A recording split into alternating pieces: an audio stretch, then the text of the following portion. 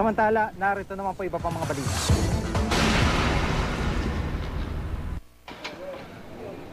Hindi raw lubos akalain ni Estelito Fordan na may magtatangkang magnakaw ng motorsiklo niyang ito kahit maliwanag at marami pang tao sa pinagpaparadahan niya nito. Sadyang araw niyang ipinarada ang sasakyan sa harap ng kanyang pinagtatrabahuhan sa Barangay 44 sa Caloocan para mabantayan. Pero laking gulat daw ni Fordan nang makita niya sa aktong pangangarnap ang suspect na si Dennis Sabaliero kahapon. Paglingon ko nakita ko nakasampa niya, nagsususi, nagpapadyak siya. Ay wala akong nagawa, kundi nasa isip ko, karnap na to.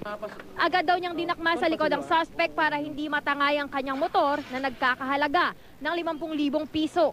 Mariin namang pinabulaanan ni Sabaliero ang pagnanakaw. Napagkamalan lang daw niyang pagmamayari ng kanyang tiyahin ang motorsiklo ni Fordan. Sabi niya sa akin, din ko na yung motor, SYM kulay pula, nandun sa gilid. Tricycle po, ito lang. Ito ang pinapawa sa akin. Nagkamali lang po siya ng salita na nasabi niya motor. Ang pagkakaunawa ko naman, single.